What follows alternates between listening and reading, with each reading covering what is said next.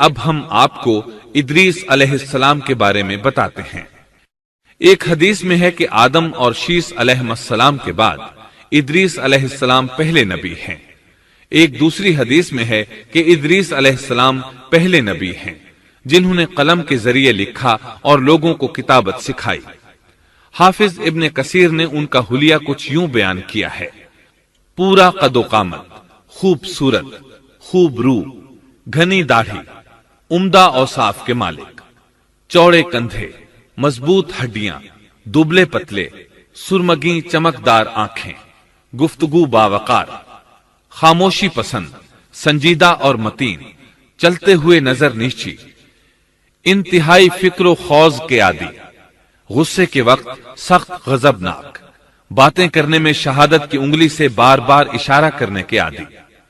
ادریس علیہ السلام شیس علیہ السلام کی شریعت پر عمل پیرا رہے۔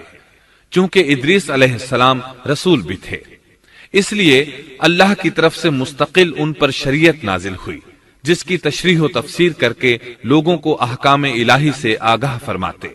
ادریس علیہ السلام نے جب دیکھا کہ مفسدین ایمان والوں پر ظلم و زیادتی کر رہے ہیں، ان کا فساد بڑھتا جا رہا ہے اور سمجھانے کے باوجود یہ لوگ باز نہیں آ رہے، تو انہوں نے اپنے پیروکاروں کو جہاد کا حکم دیا۔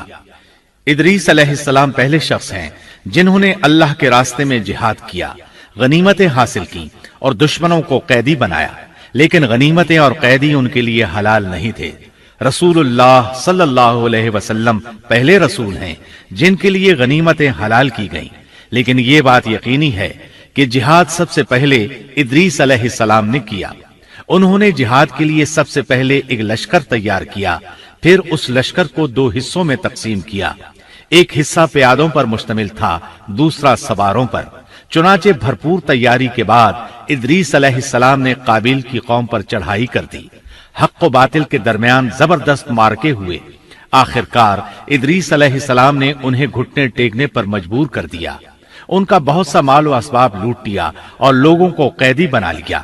اللہ تعالیٰ نے ان تمام باتوں کا ذکر نہیں فرمایا، بلکہ اللہ نے ان کی سیرت کے بارے میں اپنی کتاب قرآن مجید میں اشارتاً ذکر فرمایا ہے۔ مثلا سورہ مریم آیات 56 اور 57 میں ارشاد ہوتا ہے: اور اس کتاب میں ادریس کا بھی ذکر کر، وہ بھی نیک کردار نبی تھے، ہم نے انہیں بلند مقام پر اٹھایا۔ ان کے بلند مرتبے کے بارے میں بخاری اور مسلم میں حدیث موجود ہے کہ نبی کریم صلی اللہ علیہ وسلم نے فرمایا: میں نے معراج کی رات چوتھے آسمان پر ادریس علیہ السلام سے ملاقات کی، وہ چوتھے آسمان پر بلند مقام پر فائز تھے۔ ابن جریر نے ایک روایت بیان کی ہے، وہ روایت اس بات کی وضاحت کرتی ہے کہ اللہ تعالیٰ کے ارشاد سے کیا مراد ہے، اس کا کیا مفہوم ہے۔ ابن جریر کے علاوہ دیگر بڑے بڑے مفسرین اور مورخین نے بھی اس روایت کو ذکر کیا ہے، لیکن اس کی کوئی صحیح سند نہیں مل سکی۔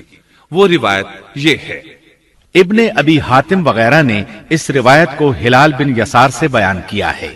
وہ کہتے ہیں میری موجودگی میں ابن عباس رضی اللہ عنہما نے کعب رحمت اللہ علیہ سے پوچھا، کعب، ادریس علیہ السلام کے متعلق اللہ تعالیٰ کے اس قول ہم نے انہیں بلند مقام پر اٹھا لیا کا کیا مطلب ہے؟ تو کعب رحمت اللہ علیہ نے جواب دیا، اللہ تعالیٰ نے ادریس علیہ السلام پر ایک مرتبہ یہ وحی نازل فرمائی، اے ادریس، تمام اہل دنیا جس قدر روزانہ نیک عمل کریں گے ان سب کے برابر میں تجھے ہر دن اجر دوں گا۔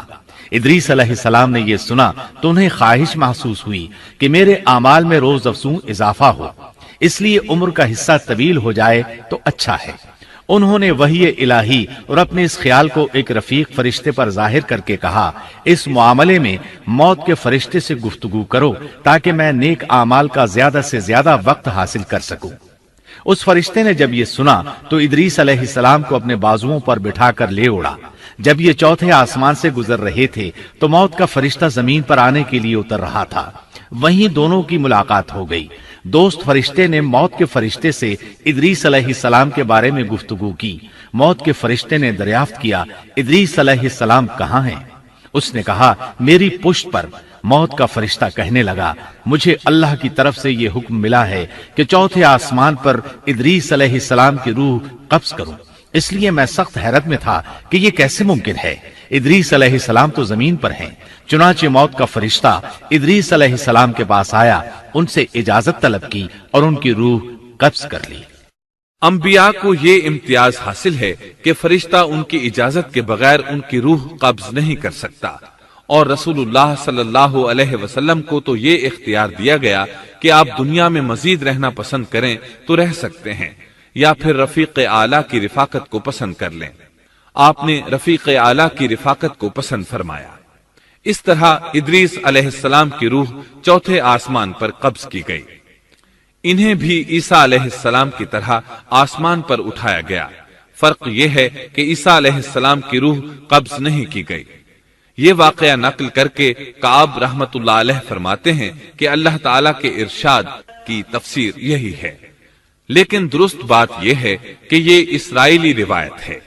ادریس علیہ السلام کی وفات ہو گئی تو لوگ فساد میں اور بڑھ گئے، ان میں شر پھیل گیا، تاہم وہ توحید پر قائم رہے۔ بت پرستی کا ان میں کوئی شعور نہیں تھا۔ لوگ آدم علیہ السلام کی وفات کے 1000 سال بعد تک توحید پر قائم رہے۔ ان میں فسق و فجور ضرور تھا لیکن شرک نہیں تھا۔